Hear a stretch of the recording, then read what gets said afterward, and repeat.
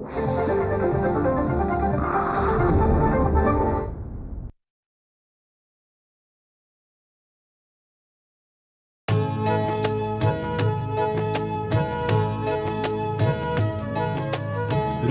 स्पंदन ठेवून नाती नूतन नित्य गुंफते ती.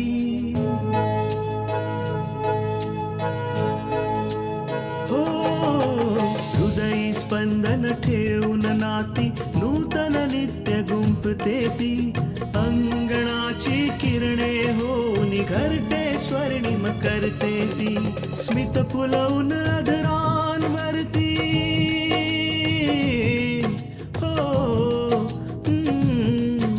स्मित फुलवून अधरांवरती वेदनेत सुख देते ती. लेक वहिनी आई होऊन जीवन आभा होते ती. सुकन्या सुकन्या सुकन्या आमच्या कन्या. अगं थोड्या दिवसाचा प्रश्न आहे, नंतर बघ मी तुला राणी बनवून ठेवेन. राणी गोष्ट कान उघडे ठेवून ऐक तृष्णा. यापुढे तू तुझ्या घरातल्यांना फोन देखील करायचा नाहीस आणि त्यांचा फोन देखील आलेला उचलायचा नाहीस. मला सांग, किती दिवसापर्यंत तू तुझे नाटक तिच्या समोर सादर करणार आहेस? बोल. ज्या दिवशी तिला खरं समजेल ना, तू वर्षभरासाठी तू जेलमध्ये असणार आहेस. काल अपूर्व ज्या पद्धतीने तृष्णाशी वागला बोलला त्यानंतर तर मी घाबरलेच आहे की मला असं वाटतंय की तुझ्या बरोबर सुद्धा असं झालं तर.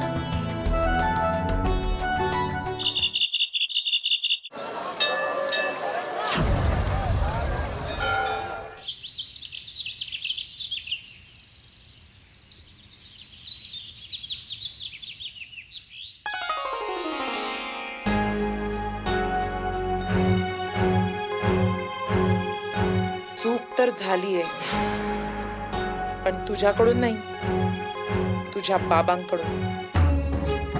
बाबांनी? त्यांची ही चूक आहे की त्यांनी तुला 4 कपडे देऊन पाठवलं. अरे त्यांनी एवढा विचार सुद्धा नाही केला की मी माझ्या मुलाला MBA बनवण्यासाठी किती पैसा खर्च केलाय, किती कष्ट घेतलीयेत. ते याचसाठी का की त्याचं लग्न एका गरीबाच्या घरात व्हावं. तुला या घरातून कायम साठी जायला हवं, जेणेकरून मी माझ्या मुलाचं स्थळ चांगल्या घरात बघेन आणि त्याचा संसार मांडेन. आई आई तुम्ही काय बोलताय? आई प्लीज प्लीज मला या घरातून बाहेर नका काढू. प्लीज तुम्ही जे म्हणाल मी तेच करेन. आई प्लीज मी एका कोपऱ्यात पडून अगं तू तर या घराच्या कोपऱ्यात काय, माझ्या घराच्या आजूबाजूला पण सहन करू शकत नाही मी.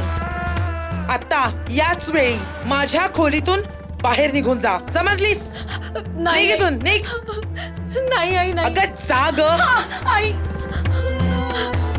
हे देवा, हे देवा मी काय करू. माझ्या बाबांची तब्येत बरी नाहीये आणि ते माझ्याशी बोलूही नाही शकत.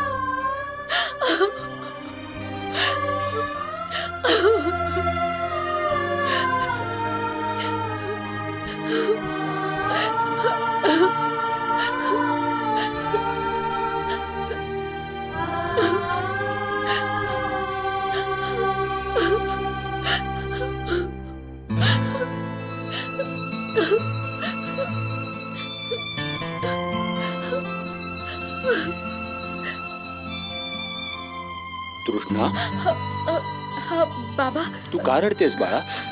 ती कल्याणी तुला काही बोलली का? तो अपूर्व? बाबा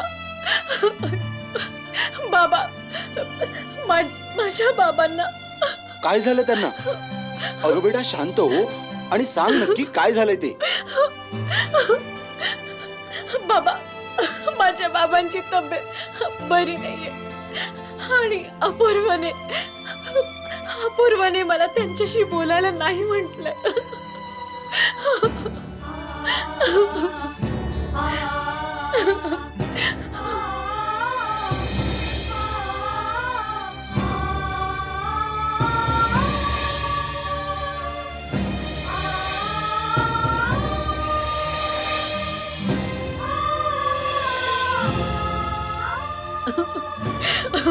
हे काय झालं या मायलेकांना? अगं कल्याणीचा स्वभाव हा पूर्वीपासूनच असा होता, पण अपूर्वला हे काय झालंय आता? एक काम कर बेटा, ये बाळा ये, चल ये बाळा, हे घे फोन लाव आणि कर तुझ्या घरच्यांशी बोलणं. अगं तू कसला विचार करतेस? लाव फोन आणि बोल त्यांच्याशी. मी परवानगी देतो तुला आणि बघतो कोण काय करतं ते. घे. नाही नाही बाबा, मी असं नाही करू शकत. असं नाहीये की मला तुमच्यावर विश्वास नाहीये, पण मी अपूर्वाचा विश्वासघात नाही करू शकत. तसंही ते आजकाल माझ्यावर खूप रागवलेले असतात आणि त्यांना माझ्याबद्दल खूप गैरसमज झाले. मला माहितीये की त्यांना अजूनही थोडासा विश्वास आहे माझ्यावर, आणि आता जर मी त्यांचा विश्वासघात केला तर मग. तू एवढी चांगली का आहेस बाळा? आणि का त्या लोकांना दिसत नाहीये तुझं हे चांगलेपण, तुझे संस्कार, तुझे गुण? ठीक आहे बेटा, अपूर्वने तुला सांगितले ना घरच्यांशी नाही बोलायचं म्हणून. मला तर नाही सांगितलं ना.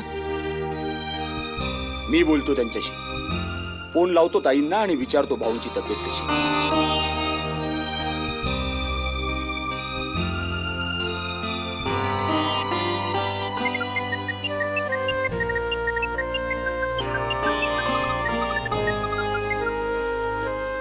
Hello hello. हॅलो ताई साहेब, नमस्कार. नमस्ते भाऊसाहेब. मी भुवनेश बोलतोय. मला असं कळलं की भाऊसाहेबांची तब्येत काल रात्रीपासून बरी नाहीये म्हणून. त्यासाठीच मी फोन केला. आता तब्येत कशी आहे? जर मी तुम्हाला सांगितलं की त्या आता बरे आहेत तर हे खोटं असेल, आणि मला तुमच्याशी खोटं बोलायचं नाहीये. तुम्हाला खोटं बोलायची गरजही नाही ताई साहेब. मी कमजोर जरूर असेन, पण एवढाही नाही की स्वतःची चूक कबूल नाही करणार.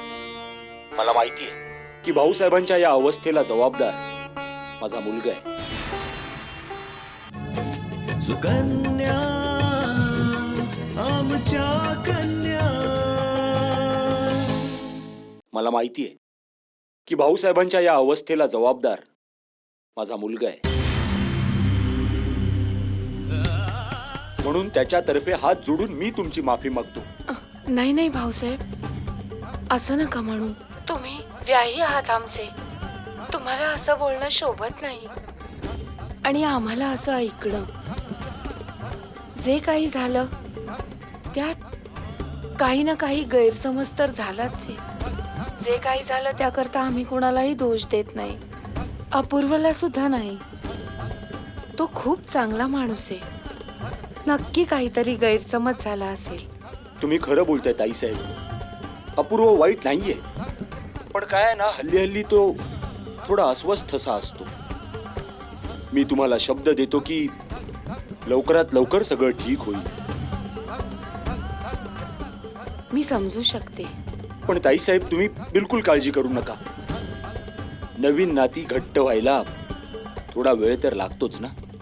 हो भाऊसाहेब. भाऊसाहेब, मी तृष्णाशी बोलू शकते का?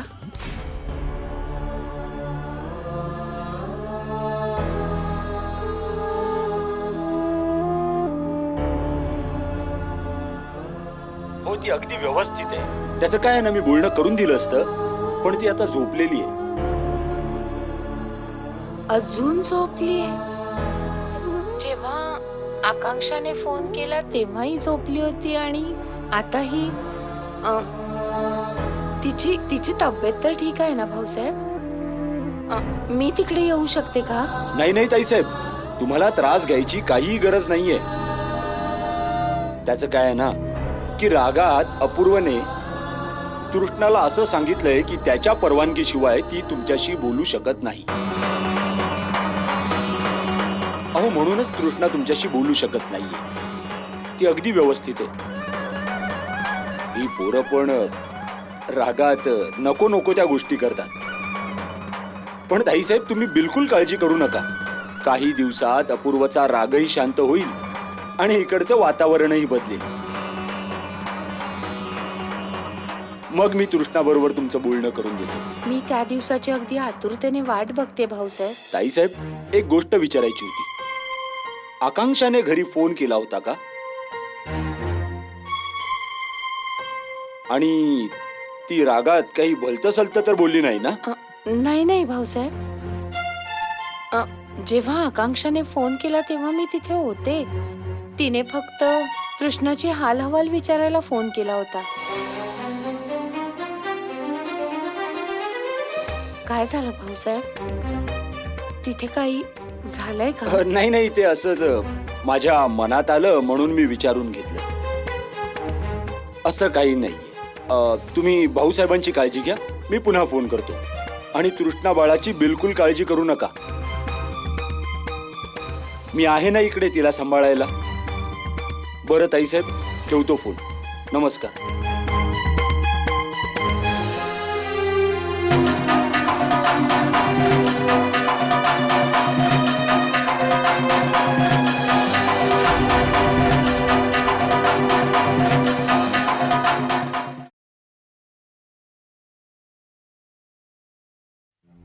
या ना, या या.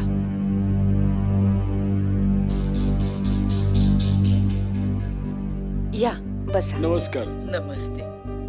या न बसा.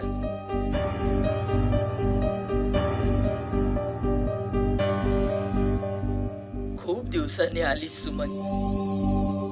आई, आम्हाला तर तुमची आठवण येतच राहते, पण तुम्ही आमची आठवण कधीच काढत नाहीत. नाही नाही, असं काहीच नाहीये. हा, दीपकच्या अपघातानंतर आम्ही सतत त्याच्याबरोबरच असतो, म्हणूनच तुमच्याशी बोलणं नाही होऊ शकलं. आता कशी तब्येत आहे दादांची? आता बरे आहे. चला, चांगलीच गोष्ट आहे. आई, आता आपण काही कामाचं बोलूयात. तुम्ही आमचे पैसे परत कधी देणार आहात? परत द्यायचा विचार आहे की नाही?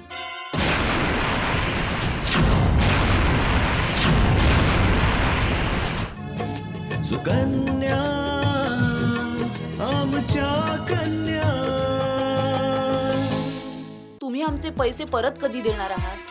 परत द्यायचा विचार आहे की नाही? सुमन, ते तुझे पैसे आहेत. आमच्या गरजेच्या वेळी आम्हाला पैसे देऊन तू आमच्यावर खूप उपकार केलेस बघ. तुझे पैसे तुला नक्की मिळतील. पण कधी? मलाही हेच जाणून घ्यायचंय. तृष्णाच्या लग्नात तुम्ही आमच्याकडून पैसे घेतले होते, पण आता तर तिचं लग्न होऊन बराच काळ लोटलाय. तुम्ही बरोबर बोलताय ताई. पण तृष्णाच्या बाबांच्या ऍक्सिडेंट नंतर आम्हाला पैशांची खूप गरज होती. त्यामुळे आमची परिस्थिती इतकी खराब झाली की तुमचे पैसे देण्यासाठी उशीर होतोय. काही हरकत नाहीये ताई. जेव्हा तुमच्याकडे येतील तेव्हा द्या. सुमन, मी बोललो होतो ना, काही ना काही अडचण नक्की असणार. नाहीतर ह्यांनी आपले पैसे परत केले असते. एक काम करूया, ह्यांना काही दिवसांची मुदत देऊया. वा रे वा, काय बोललात तुम्ही. आपण काय धर्मशाळा नाही उघडलीये. आणि जर कुणाला अडचण असेल तर आपण काय करायचं? आपण काय कुणाच्या अडचणीचा ठेका घेतलेला नाहीये. आई, तुम्ही एक गोष्ट लक्षपूर्वक ऐका की आज मी घरून विचारच करून आलेली की मी माझे पैसे आज काही करून घेऊन जाईल. थोडा तरी विचार करून बोल सुमन. आता आमची खरंच परिस्थिती नाहीये की तुझे पैसे परत करू शकेल.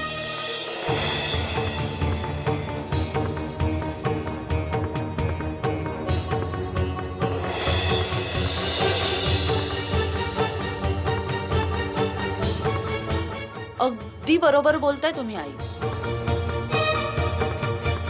की तुमची परिस्थिती अजिबात बरी नाही. स्वतःच्या परिस्थितीची व्यथा सांगून तुम्ही दुसऱ्यांचे पैसे घेऊन तर ते हडप करता, पण तुम्ही तुमच्या सुनेला अगदी दागिन्याने मढवून ठेवता, हो ना? हे काय बोलतेस सुमन? जरा विचार करून बोलत जा. बरोबरच तर बोलतीये. जे माझ्या डोळ्यांना दिसतंय तेच तर बोलतीये. तुम्ही स्वतः बघू शकता.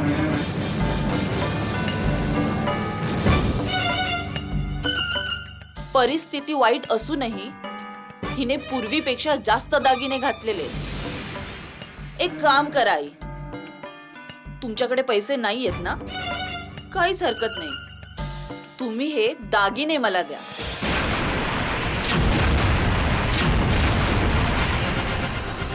यांना विकून मी माझं कर्ज फेडून घेईन. सुमन, हे काय बोलतेस तू? तुम्ही तर गप्पच बसा. मी बोलतीये ना त्यांच्याशी. हा तर बोला आई. मी हे म्हणत होते की तुम्ही हे दागिने मला देऊन टाका. याचे 2 फायदे आहेत. एक तर तुम्ही तुमच्या कर्जातून मुक्त व्हाल आणि दुसरं म्हणजे मला माझे पैसे परत मिळतील. अगं सुमन, हे दागिने घेण्यापेक्षा आम्हाला थोडा वेळ देशील, म्हणजे आम्ही तुझ्या पैशांची व्यवस्था करू. अजिबात नाही. मी तुम्हाला आणखीन वेळ नाही देऊ शकत. एक तर मला तुम्ही माझे सगळे पैसे परत करा, नाही तर हे दागिने द्या. सुमनताई, आपली इतकी जुनी ओळख आहे तर थोडी सवलत तर देऊच शकता ना तुम्ही. बस, फार सवलत दिली, पण आता नाही. सुमन, हे दागिने विकून तुला तुझे पैसे नाही मिळणार, कारण हे दागिने खोटे आहेत. काय काय म्हणालात तुम्ही? मला काय ऐकूच नाही आलं. मी म्हणाले, हे दागिने खोटे आहेत. वाह, क्या बात है. बघितलं तुम्ही किती भोळे आहेत हे लोक. आता दागिने द्यायची वेळ आली तर ते नकली आहेत. काय तुमचा विश्वास बसेल यावर की इतक्या मोठ्या प्रोफेसरची बायको आणि ती नकली दागिने घालणार? हो ताई, वेळ जे करायला लावते ते कमीच आहे. तृष्णाच्या बाबांच्या ऍक्सिडेंटच्या वेळी आम्हाला पैशांची खूप गरज होती, म्हणून आम्ही दागिने विकून टाकले. आणि उरलेल्या पैशातून हे दागिने विकत घेतले, हो ना? नाही ताई, विश्वास ठेवा, हे दागिने खोटे आहेत. सुकन्या आमच्या कन्या. नाही ताई, विश्वास ठेवा, हे दागिने खोटे आहेत. समाजात लाज राखण्यासाठी आईंनी मला हे खोटे दागिने आणून घालायला दिले. तुला तर माहितीच आहे ना सुमन, विवाहित स्त्रीने असं उघड्या गळ्याने वावरणं अपशकुनी मानलं जातं, आणि त्यावर लोकांची बोलणीही ऐकावी लागतात. म्हणूनच ही परिस्थिती लपवण्यासाठी, इज्जत वाचवण्यासाठी मी सुनबाईला खोटे दागिने दिले. बस झालं का तुमचं बोलून? आता मी काही बोलू? तुम्हा लोकांना काय वाटतं की तुम्ही सांगितलेल्या या सगळ्या गोष्टींवर मी विश्वास ठेवू? बिलकुल नाही. मला सगळं माहितीये, हे दागिने खरे आहेत. तुम्ही हे दागिने मला देताय की मी स्वतः काढून घेऊ? सुमन, ह्या चुकीच्या नाही बोलत आहेत. परिस्थितीमध्ये माणूस जे काही करतो ते कमीच असतं. मी पण तर हेच सांगतेय, माझाही नाईलाज आहे. या लोकांनी स्वतः दागिने दिले तर चांगलंच आहे, नाहीतर हे काम मला स्वतः करावं लागेल. सुमन, तू उगाचच रागावतेस ग. अगं, हे खरंच खोटे आहे. तुम्ही हे दागिने मला काढून देताय की मी स्वतः काढून घेऊ?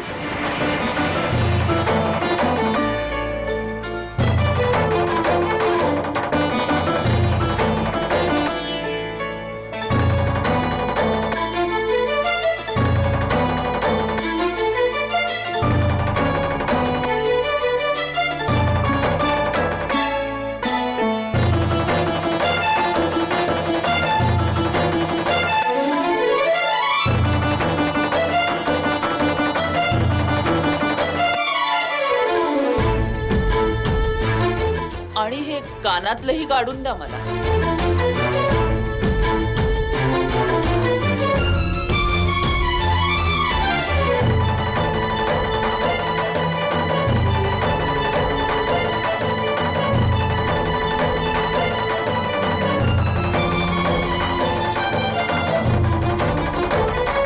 एक काम करा, हे मंगळसूत्रही काढून द्या.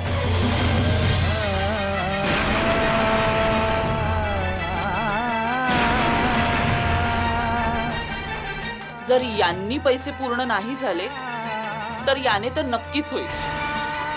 सुमन, तुला चांगलं माहितीये की मंगळसूत्र म्हणजे सौभाग्याची निशाणी असते. तुम्हीच तर म्हणालात की हे दागिने नकली आहेत, तर बाजारातून आणखीनही घेऊ शकता ना.